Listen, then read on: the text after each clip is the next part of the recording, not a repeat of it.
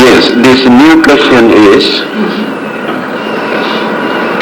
where are our good actions and evil actions recorded? That means karma. Now this is not a simple question. Nobody in this world who can answer these questions. Just like our soul.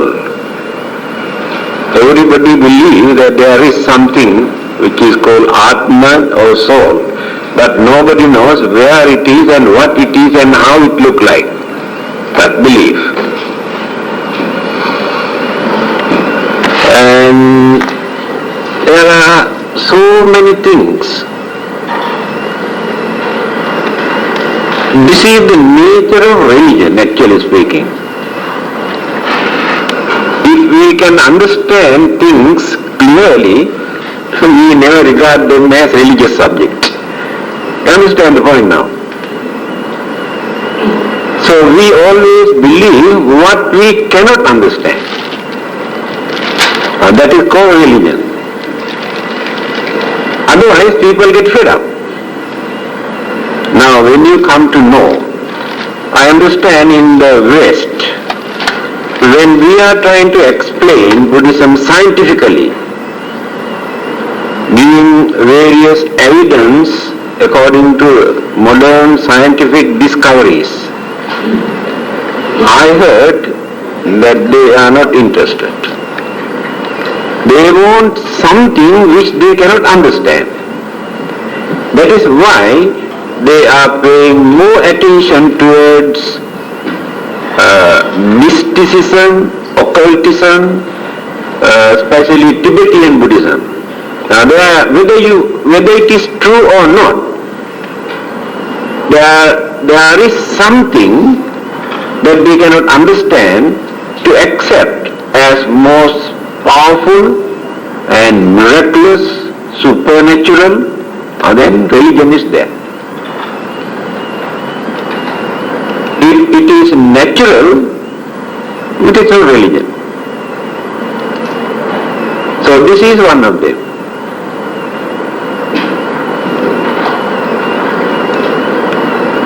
Even then we should not give up hope. We can discuss this matter.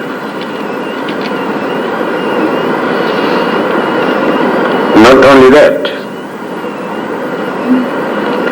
nobody knows where our mind is.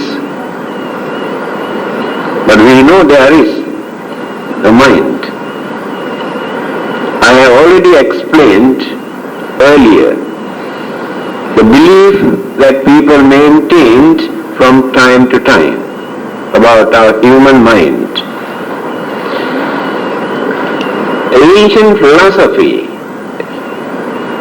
in various countries, India and China, when you read very carefully, you can understand that they believe our mind is located, situated in our heart. That is why we started to say kind-hearted, cruel-hearted.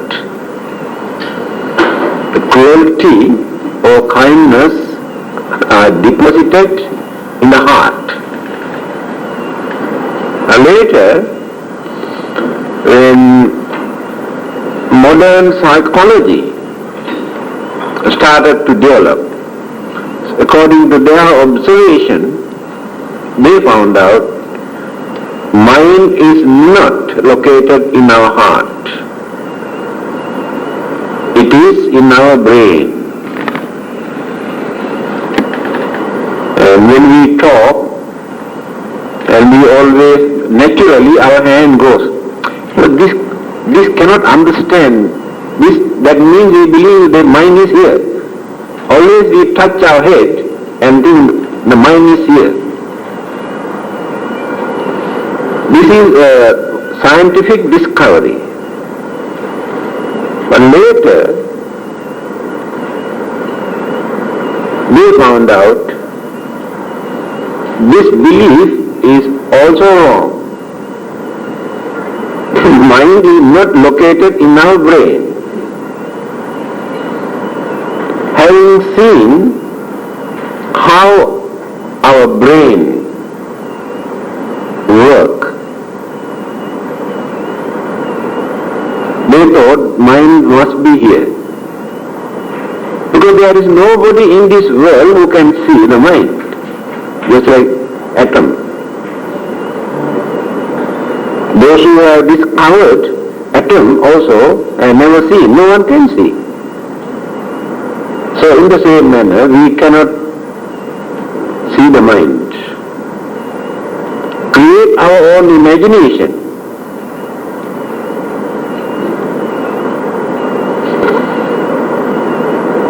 There are some stories. One is in Dhammananda. There was a religious man who could manage to tell others after touching the skull of a dead man and where this man is, whether he is in heaven or hell or animal kingdom or ghost world, and where he is, just touching the skull, he says. So when this person came to the Buddha, he was not a Buddhist. The Buddha wanted to test him. So what did he do? Can you remember the story? It is in Dhammananda. I want to know whether you have read the book or not. Cannot.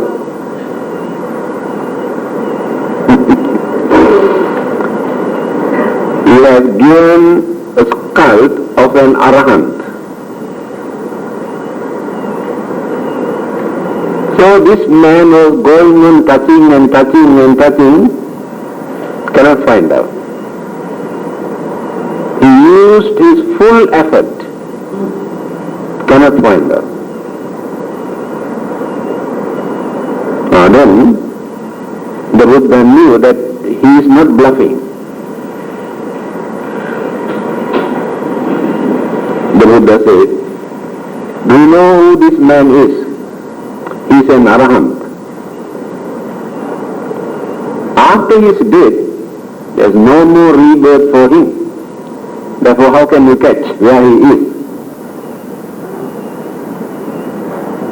There is something to do with the skull, with the brain. Some sort of connection. Now this story explains.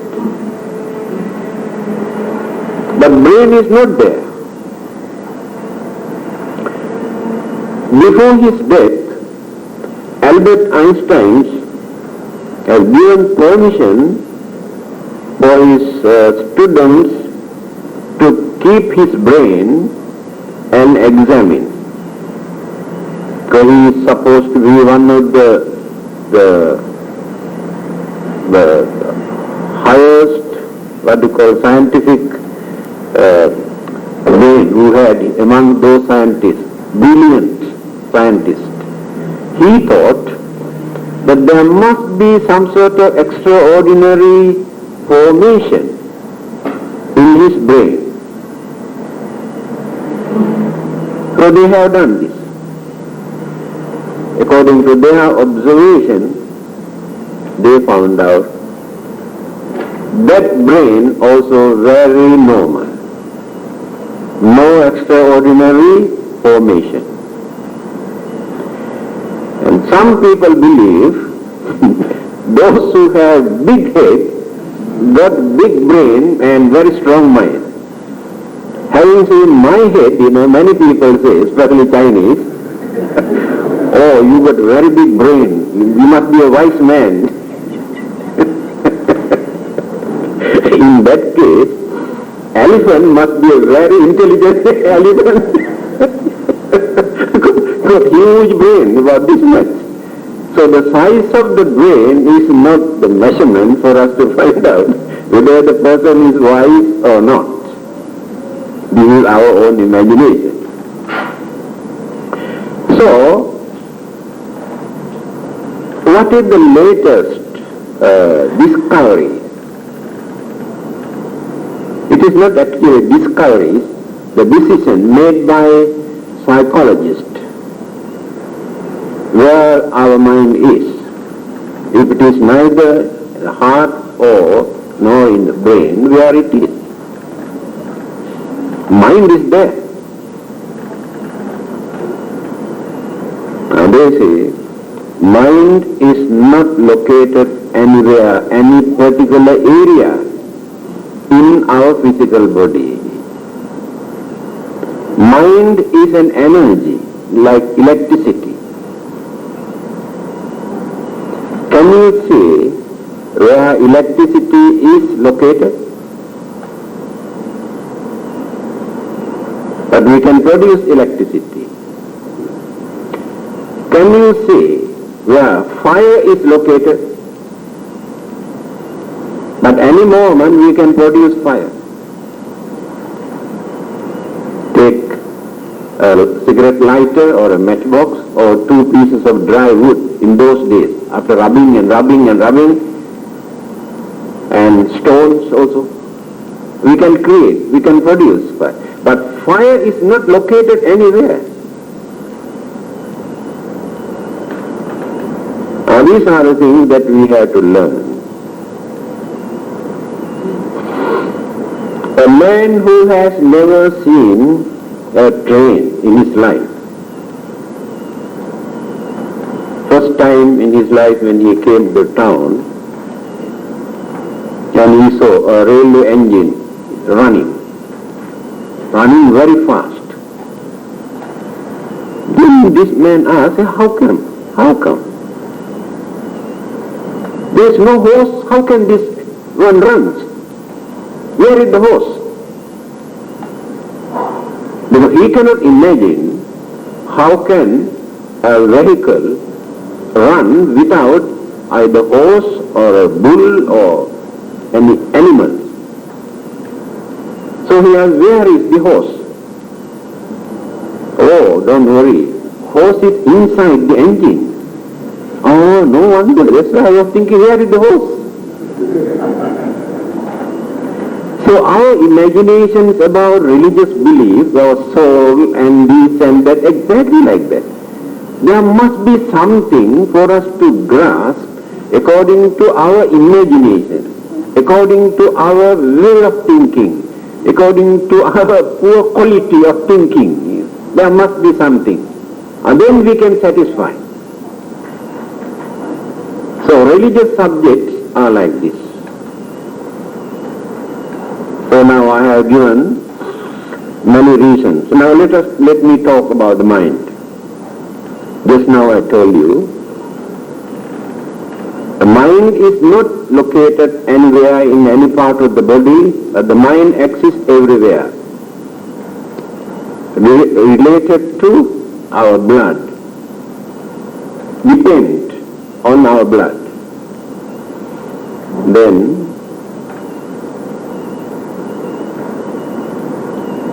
mental energy.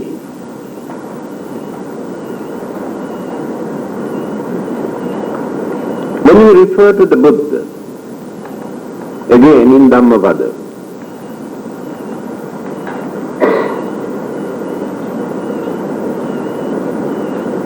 he says, Guhasaya Ekacharam Asariram, where the mind is, or the nature of our mind. One who dwells or settle down in a cave, that is why they have created this belief that mind must be in our heart. Guhasaya. Ekacharam, live alone. That means no companion.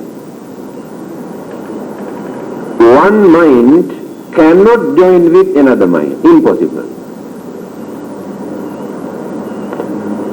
We cannot find two human beings in this world who maintain the same way of thinking. Never.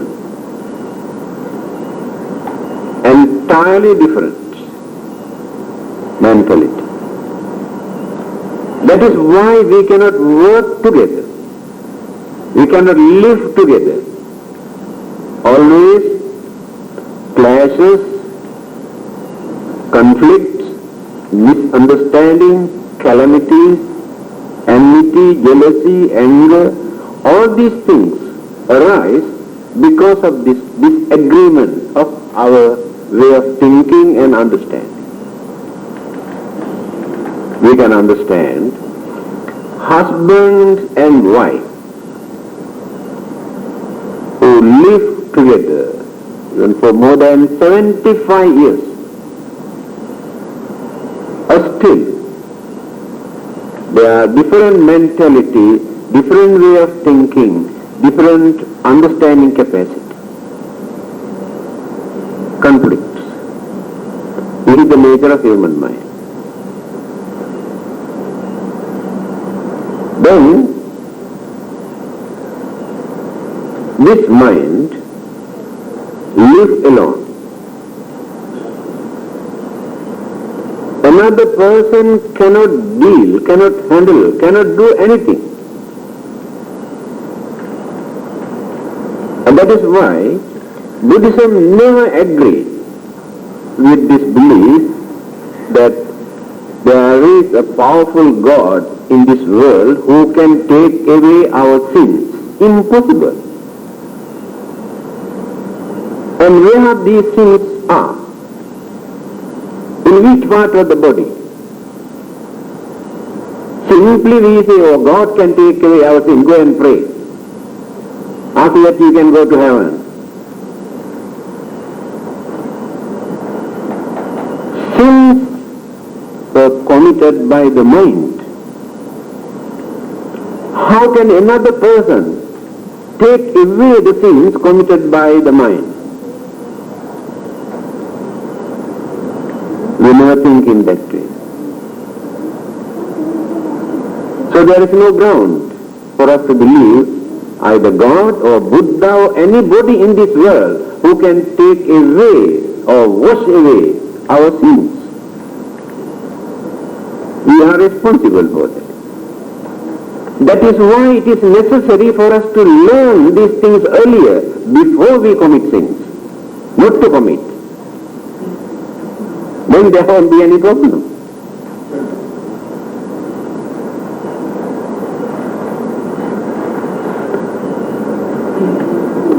Durangama, the nature of the mind. There is no any other object or element or energy in this world which can run so rapidly, runs very fast. When you compare the mental vibration and the lightning, it is mentioned, mental vibrations can run thousands times higher than lightning. So when you want to see the lightning, you can see just appear, disappear, finish, no time to see also. But our mental energy can run all over the universe, not only within this globe, around the globe. The nature of mental energy.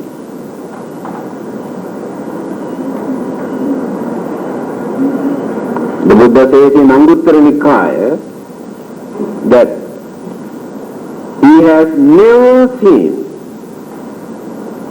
any other kind of energy in this world which can run so fast other than human mind.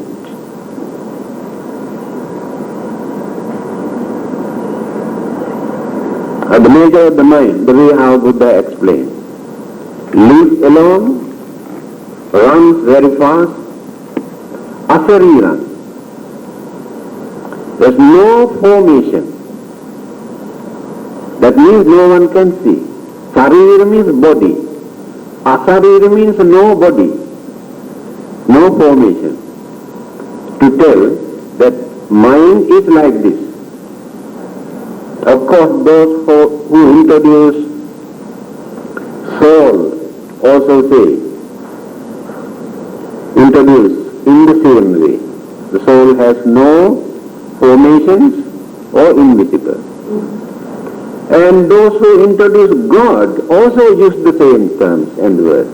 The God has no formations, invisible, but exists.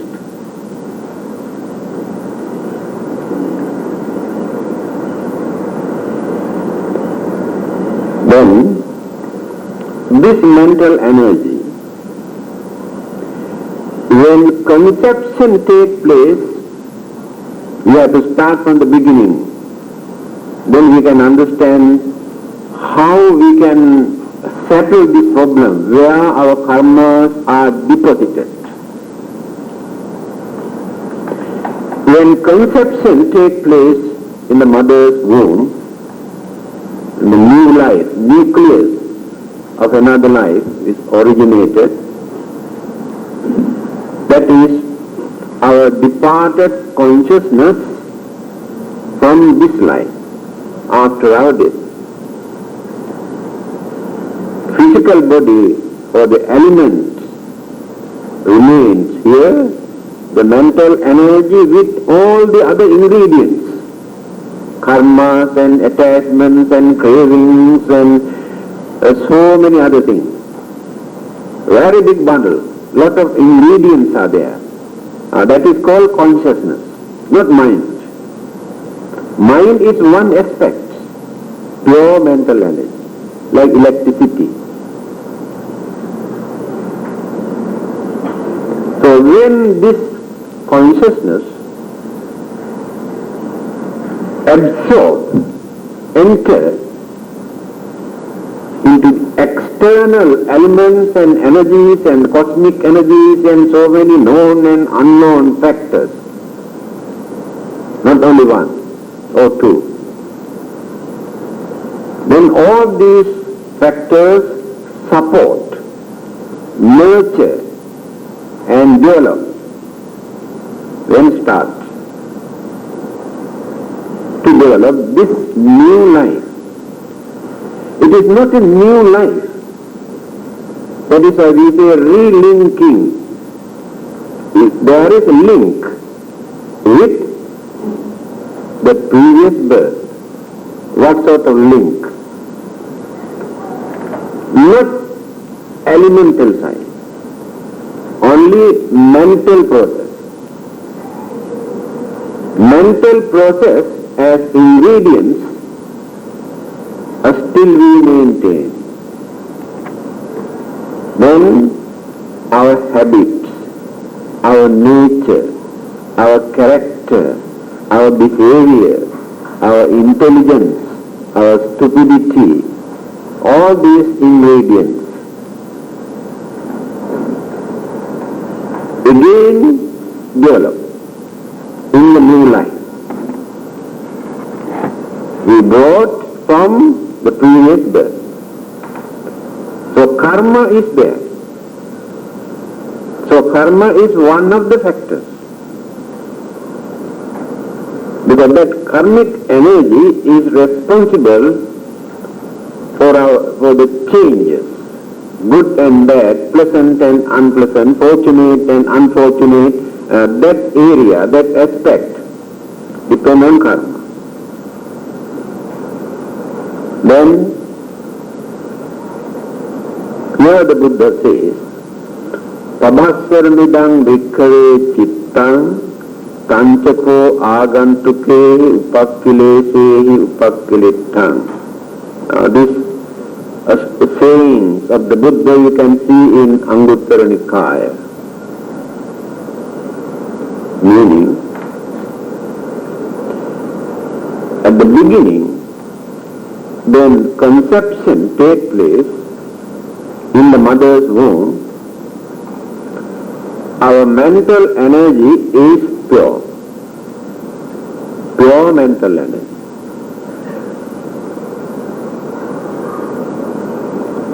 Later, agantukehi upakkilesehi upakkilittham, and the five senses started to develop. Mental faculties started to develop. You know, there are four mental faculties in our mind, different function, different duties. When they started to function, then those ingredients which were there in the consciousness, just now I told you, got from the previous birth, get the chance to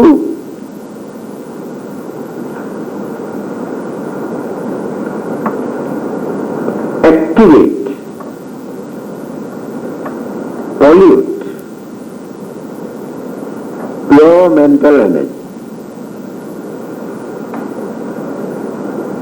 Senses also brings objects from outside. Again, pollute the purity of the mental energy. Sankhara are habits that we have developed, good and bad habits during our previous birth, also developed. Pollute the purity of mental energy. When the thinking power is developed to create imaginations and mental objects, that object, mental image, also pollute the purity of the mind. These are known as mental hindrances. These are natural occurrences, not created by God or devil or anybody. This is the nature of the mind. Then, when all the mental faculties, five senses, completely developed, we use all these energies, but experience difficulties to control this mind. That is why it is difficult for us to control this. The habits that we have developed during the previous birth also influence the mind. And many things that we have grasped from this world through the senses also disturb the mind. Again, our imagination, concept, belief also disturb the mind. So do you think it is an easy task for us to remove all these things from the mind?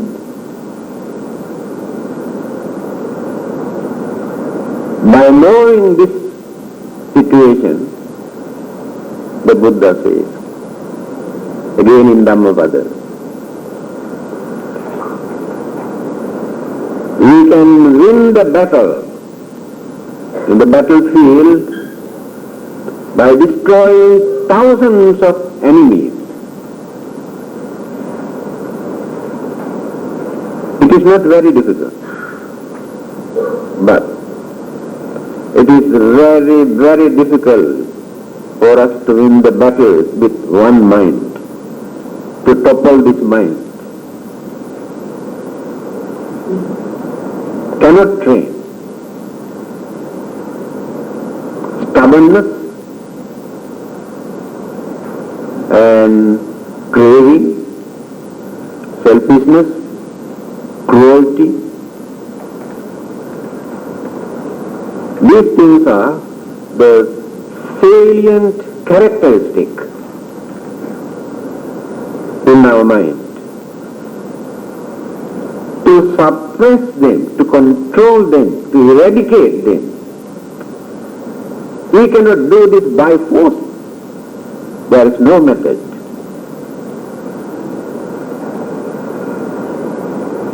Then always people think meditation. Meditation is the only method. But when you observe actually what many people are doing as meditating, create more imaginations. That's all. Later they think they have developed their mind.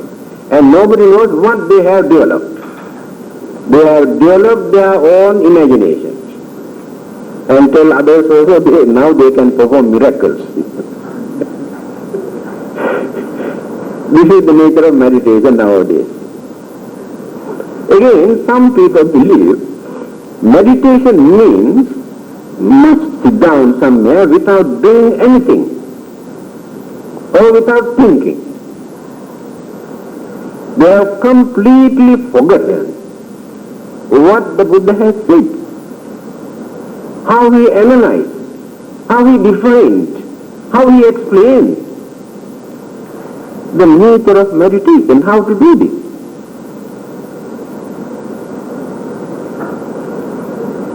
Now you can understand the problems we are facing because of our mental pollution. Why it is difficult to control.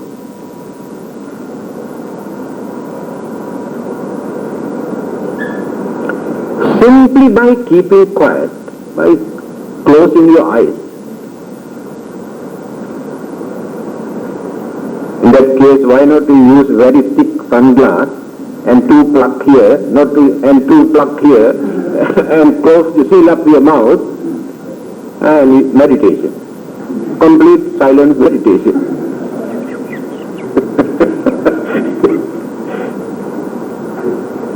Your eye consciousness, ear consciousness, all these five consciousness go mad when you close all these things. They go mad. That is what the Buddha says. If you want to control your mind, when object disturb the mind, don't close your eyes, not to see. Don't close your ears, not to hear. You cannot control the mind. If you really want to control that object which disturbs the mind, look at properly. Open your eyes and see what it is. While watching, if possible, analyze what it is. If you know how to analyze, to understand what this object is, then you can understand whether this object disturbs my mind or supports my mind to promote my mental attitude. You can understand. By considering this, what you have to do? When you finish your observation, stop that object there. Don't bring it into your mind.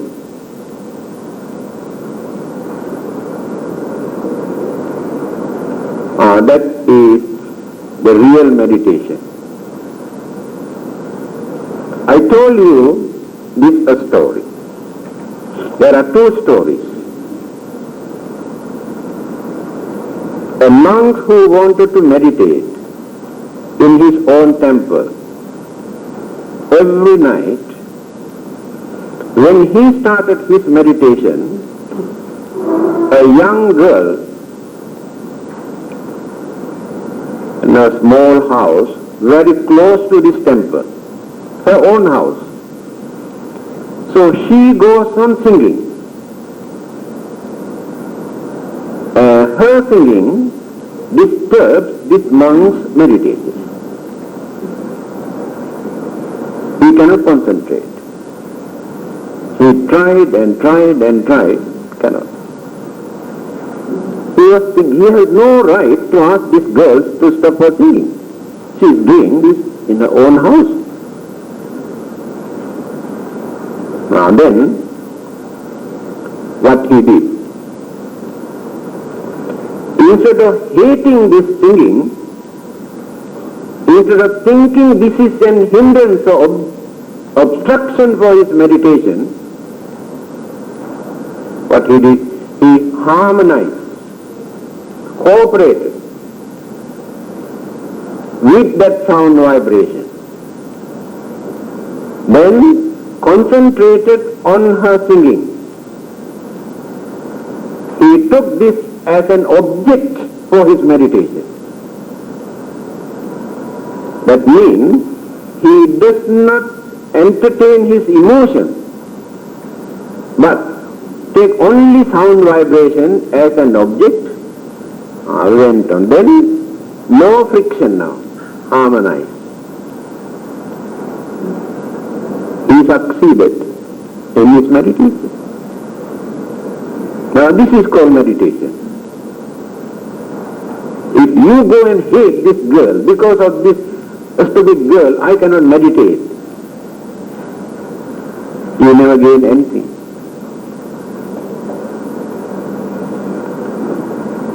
So, the mental attitude is like this. Anything in this world, we can take as an object, concentrate, think, analyze.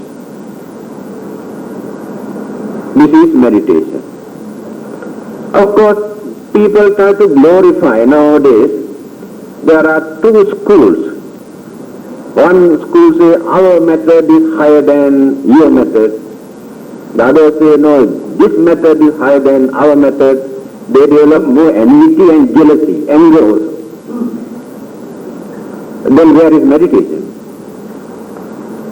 One group say vipassana is the only meditation. Other method is wrong.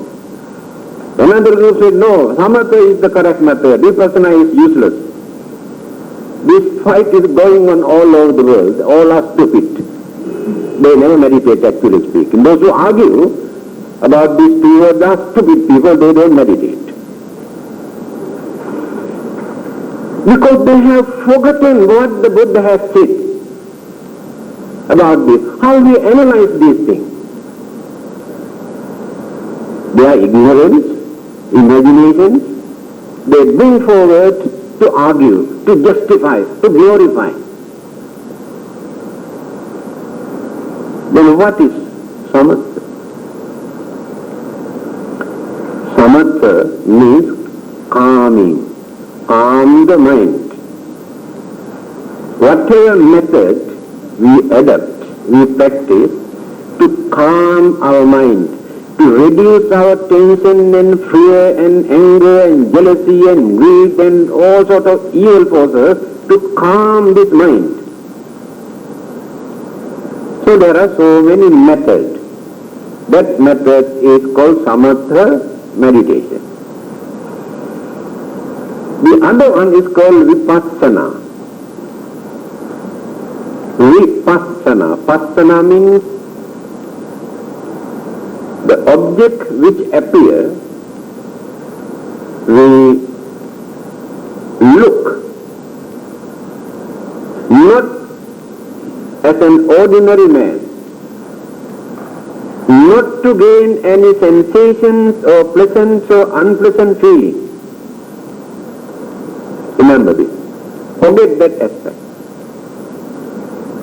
But to analyze,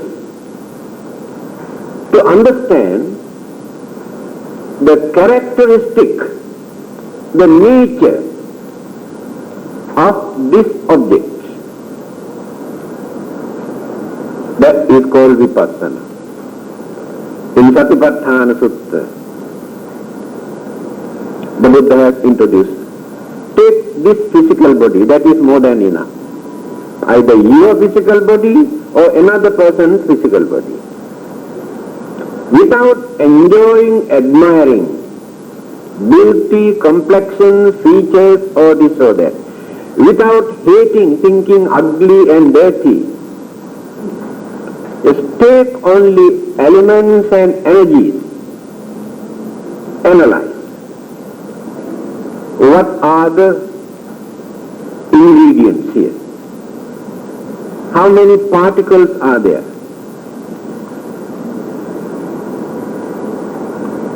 And what is the nature of these particles and energies? How long can they exist like this? And how changes take place? And later how disintegration, dissolution, separation take place. After that, what happened to this person? No more. When this person concentrates and watch in this way, a realization, understanding appears in that mind. That is called vipassana. Any object,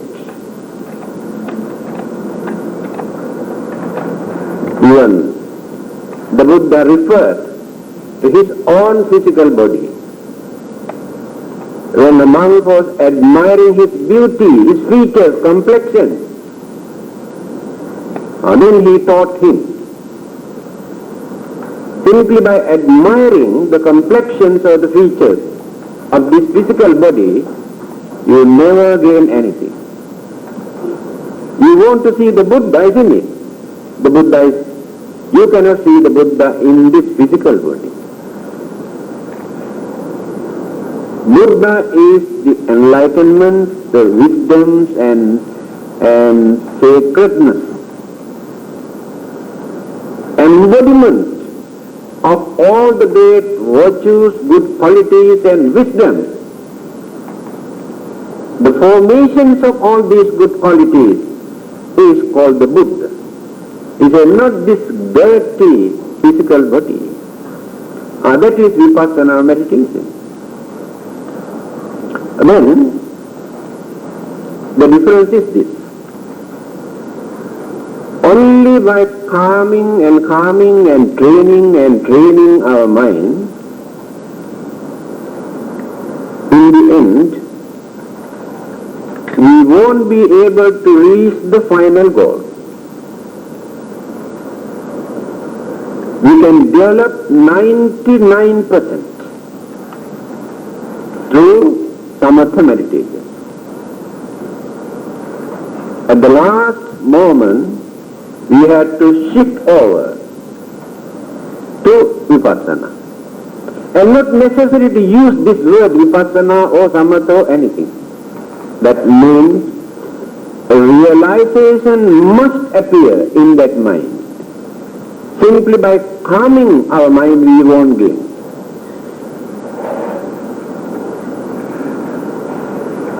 This is the difference. Another weakness in samatha. Those who have developed this method attain their jhana stages. When they reach these jhana stages, some sort of supernatural or phenomena, some sort of psychic power appears. Then create hallucinations, imaginations, illusions. Because the mind is not yet pure, although they have developed up to that stage. Selfishness, cruelty, anger still remain. The danger is they can misuse and abuse their supernatural power because of the anger or selfishness.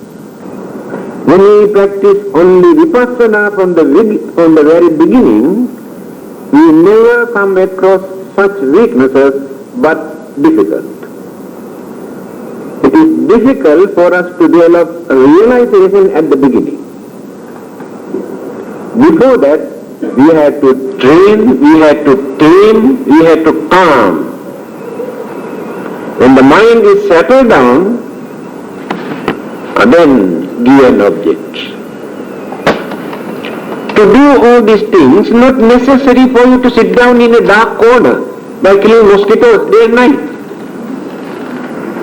Use your mind. Of course, people prefer an isolated place to avoid external disturbances, that's all. That is the only advantage. Otherwise, a place or a temple or a country cannot meditate for you. Wherever you go, you carry your own mind. You have to use your mind there. So now I have been telling all these things for you to understand the nature of your mind. So now I have been telling all these things for you to understand the nature of your mind. And now I come to this question. We believe that we have karma.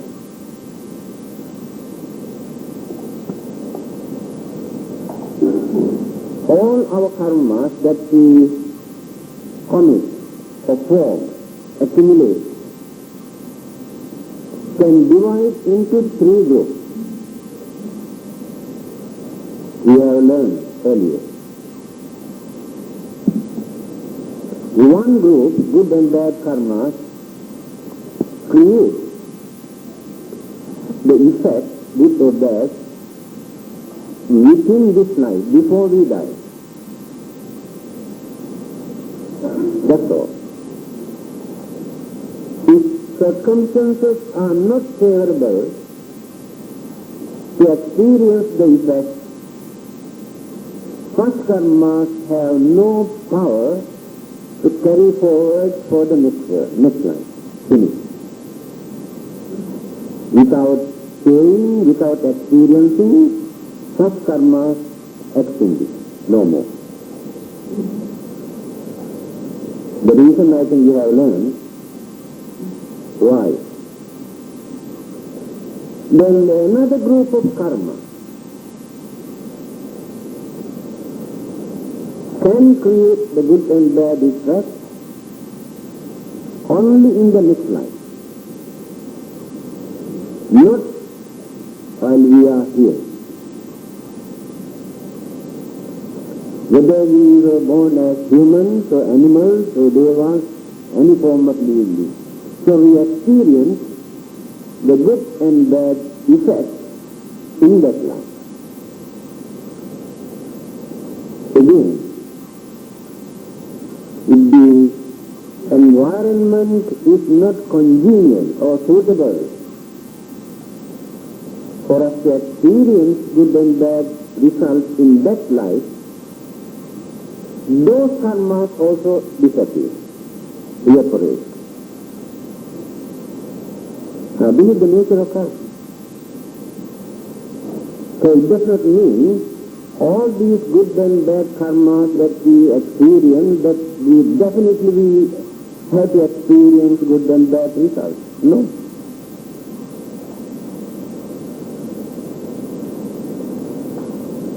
Now then there is another group. Third group. These karmas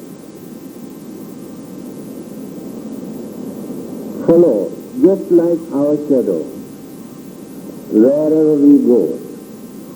As long as we exist within this samsara, cycle of birth and death, never disappear, never withdraw. Never get fed up, follow us. So one day, they will catch us if they are bad ones. If they are good ones, support us. Again, there is a chance for us to escape from such karma also. To the uncertainty of karma.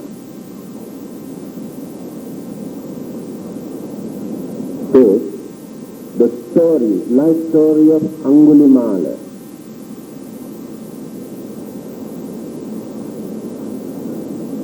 He has created bad karma within that lifetime, and nobody knows what sort of bad karma he has committed previously. Even then, by following the Buddha, by leading a noble life, maintaining purity in his mind from that day onward, he attained arahanthood or sainthood. When a person attains arahanthood, just now I told you, no more rebirth for this person. It's so. He doesn't like it. If there is no more rebirth, no more existence, how can those karmas catch him? No more.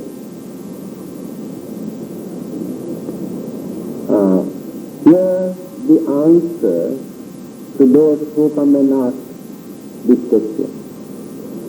According to their religion, there is a God who can forgive your sins. But according to Buddhism, we are very unfortunate. Because the Buddha says he cannot take away your sins.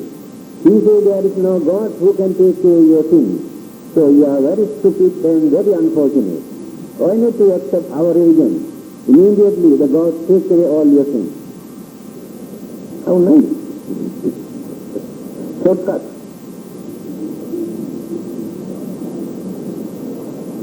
The answer is, if there is anybody who can forgive our sins, we are the only one. Nobody else can do that. Now, just now I told you how we can forgive. Forgive means we don't allow those bad karmas to come and catch us, attack us. We go on developing and developing and developing and continuing life after life until we attain our final goal, salvation, nirvana. Bad karmas also follow up to the last moment. After that, no more. This is the way how to forgive our sins.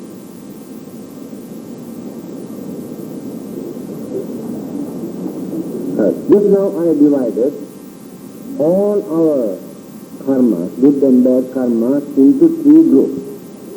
Certain karmas within this life, certain karmas only hereafter, certain karmas follow us until we attain nirvana. Do you know the reasons why? I want to know whether you can remember, because I have explained. Why we divide into three groups, why they affect like this, within this life or hereafter or at any time. Do you know the reason? Can you remember?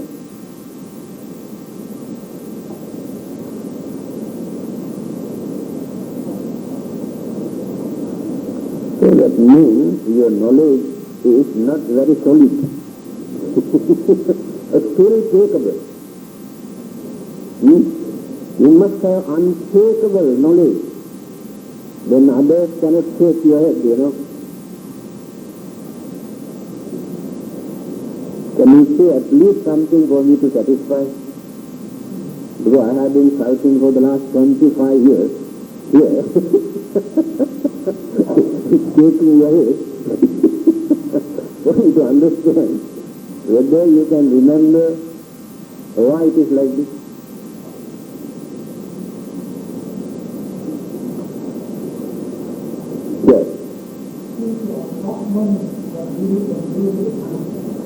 That's right. That is the answer, but you cannot understand. That's one. We have to study the nature of the mind. Otherwise, no idea. Mental impulses. Say mental beat. The mind is going on beating like this, like this, like this, like wheels, like wheels. So, there are 17, then there are 7 here in the center. It's called Javana Chitta. Abhidhamma is important here to understand.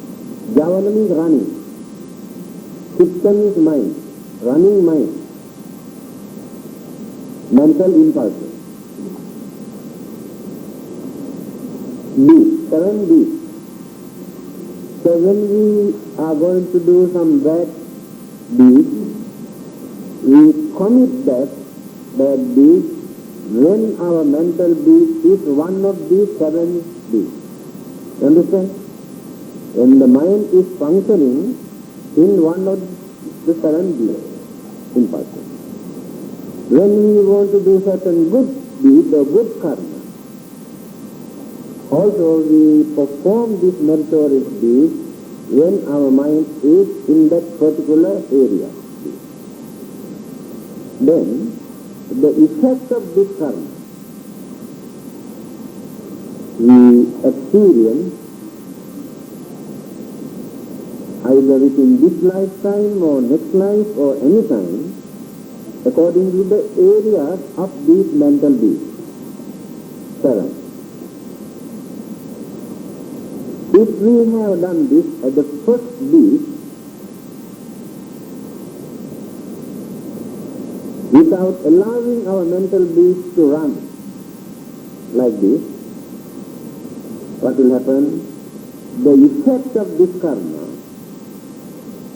we experience only in this lifetime, before our death. After our death, this karma has no power to follow with our mental energy, because there is no support from this side. Connection only with the other side, one side. Other side is blank. Again, the last beat, 7th beat.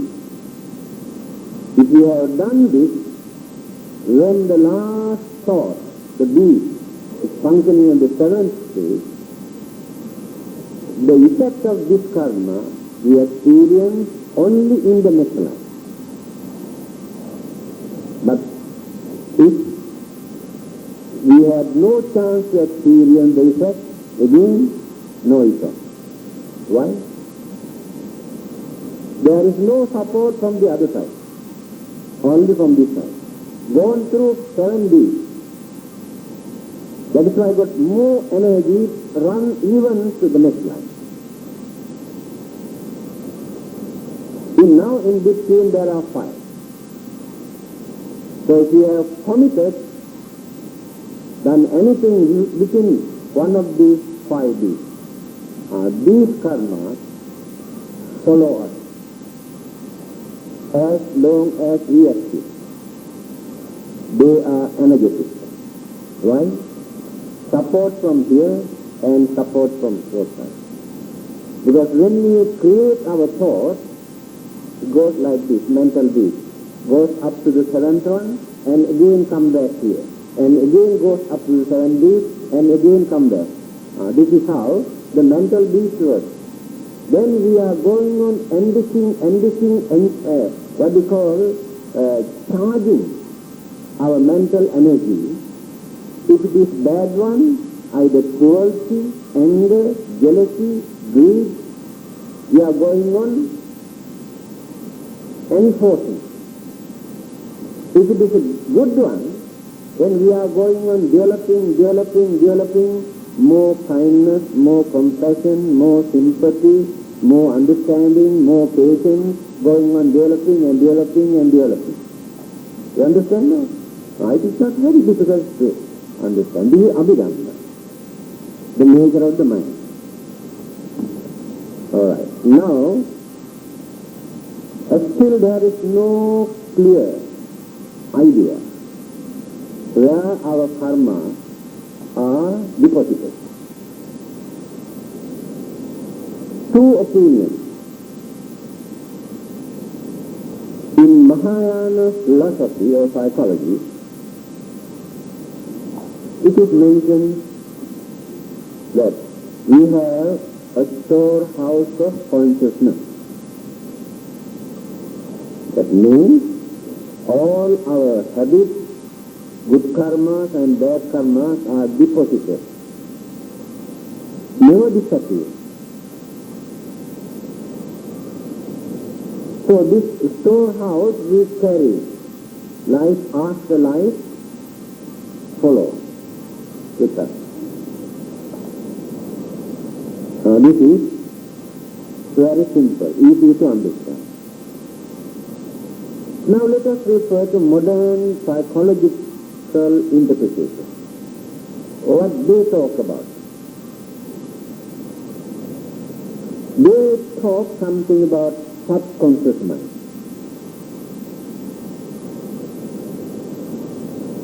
Subconscious mind is a storehouse of consciousness. Whatever thoughts, ideas, beliefs, concepts we develop and create in the mind remains there. This subconsciousness projects our thoughts when there is a vacuum, especially at night time while we are sleeping, appear as dreams. In our dreams we can see visions. These visions are nothing but the mental formation of the thought according to our experience. Then appear human beings, animals and devils also, angels, the Buddha and Jesus and Goddess of Mercy. All of them appear. In reality there is nothing, all these are visions created by the mind according to our belief, our faith, our concept, our thought, fear, suspicion, anxiety, mostly anxiety. These things create a shadow, then appear as vision. Subconscious mind is responsible. Further development. Hypnotism. In many countries, people try, found out it is true, to cure many sicknesses through hypnotism. So what they do? They penetrate our normal mind into subconscious mind. Then we get a lot of information from there. Then we speak entirely different language that we have studied. This language we have studied during the previous birth, already recorded them. And we give information where we were, what we have done, and certain incidents, so many things. So after their investigation, they found that it is true. No one can deny it. In fact, nothing to do with belief or religion. Here, what I have told earlier, our habits, good and bad, our knowledge, our experience, our life and dislike, all these things is carried, remain in that storehouse of consciousness or subconsciousness. The Buddha used one word, that is called sankara. So when you define this word, there are 52 habits. We maintain 52 mental habits. All these 52 mental habits we carry again can be seen in the machine. But many of them were submerged, cannot see, not noticeable.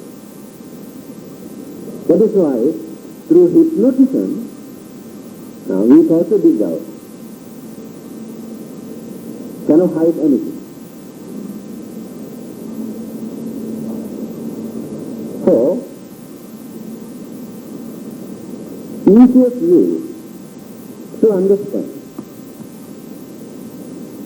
where our karmas are deposited. Can you remember the way how I have explained 4 kinds of dreams that we experience? It is in my book, What Buddhists Believe. Categorized into 4. Our dreams.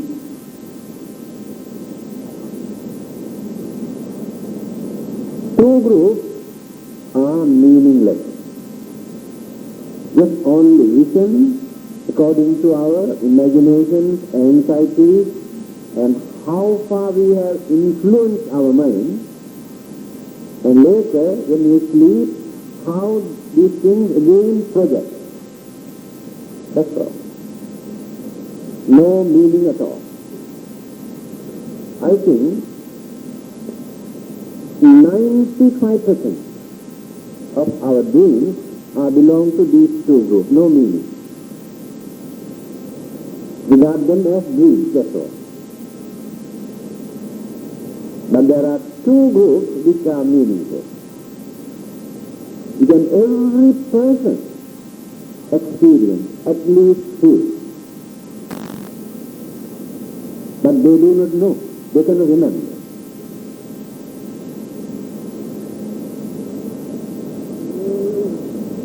One group of our dreams we gain through the influence of external forces. That means we get some information from outside. Then who gives this information? When you study Buddhist stories and certain incidents during the Buddha's time, we can understand. We get such information either for our protection or precaution, as warning. If not, some information for us to gain something. Some people can see the numbers in dreams. Yes, many people. I have seen. First time in my life. I think more than 10 years ago, I have seen 4 numbers. But don't come and ask, you know. See, 10 years ago, these 4 numbers were there. When I went to the Bodhi tree, the right hand side, Bodhi tree, those 4 numbers were there. Next day when I got up, I remember these 4 numbers. Today you may try, but I am sure you won't get. 2, 3, 7, 5. You can try, but you may do it. 2, 3, 7, 5 written there. So, I didn't want to tell anybody. Anyway, one of my good friends came next day. I told him as a joke, last night I had a dream. I saw these 4 numbers. That's all. He also kept quiet. Didn't tell me anything. Without my knowledge, he has taken the numbers. When the result came, he found out the other way around. This is the nature of dream. Same 4 numbers, the other way around. That is not very important. To save our life, to escape from death and robbery, injury. Earlier we get some information, appear as dreams. Who informed them? This is, from the Buddhist point of view, we analyze Deva. We have guardian Deva. Keep an eye on us. We have some relationship with them. They are not outsiders. Our family members who were born as Deva. That is why we transfer the merit in honor of them, to remember them, to renew our relationship, our communication. So in return, they also do something to protect us or to do something. They cannot do anything directly. They can do only that much. Everybody experiences. I have told you several times how I got even at any moment, not only while we are sleeping. Suddenly we get the idea, either to do something or not to do something. Within few minutes we can see the good and bad effects. How we get this idea like lightning at once? There must be some external source. That is influence of such Deva. They do exist. These dreams are very meaningful, very good for our protection. Then the other one,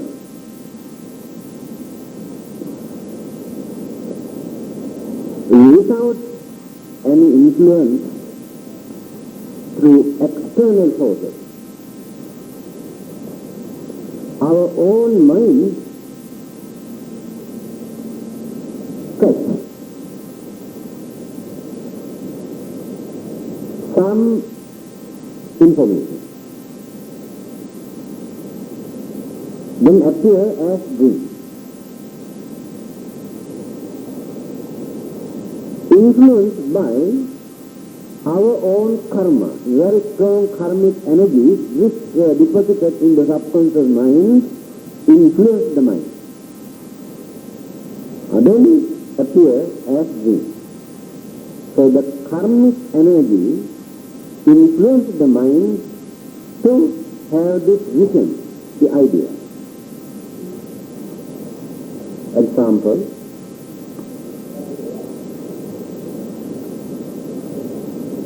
somebody is planning to kill you, poison you.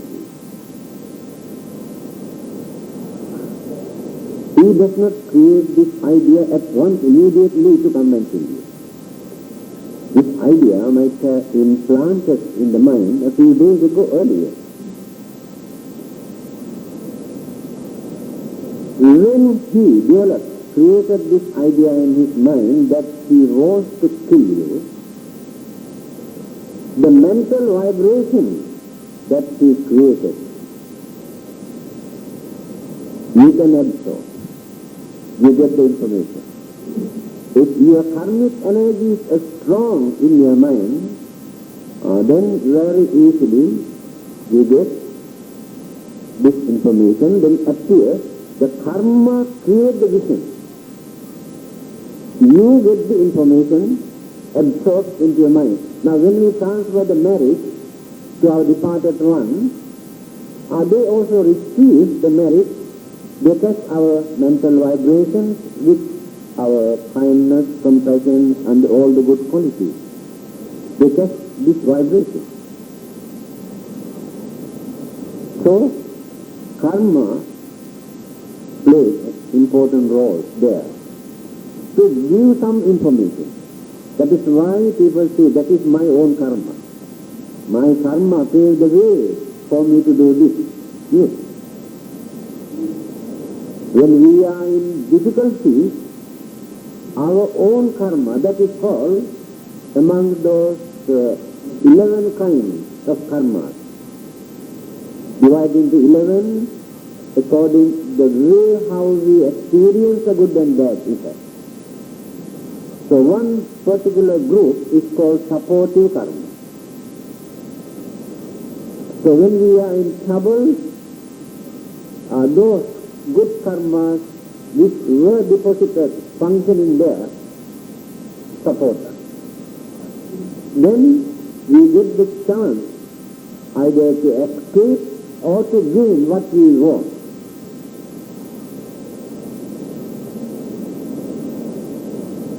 Then, why it is difficult for us to understand? When you look at a mango or rambutan tree, you can see lots of flowers and fruit. A child who cannot understand how these flowers and fruit come out from this tree, according to his way of thinking, he may think that all these things, these fruits and flowers, were deposited inside this tree. They are already inside the tree. Now coming out one by one. Just like a chicken lay eggs one by one. This is the child's way of thinking. Alright? You can cut the tree open, no flowers, no fruit. And where do they come from? So the good and bad effect, the result that we experience according to our own karma, exactly like flowers and fruit that appear in a tree. We cannot see where they are earlier, because circumstances, environment, various elements, energies, how many factors must be there for us to see the fruition, the effect, or the fruit. Otherwise, that tree, that is a certain tree, cannot produce fruit, no flowers,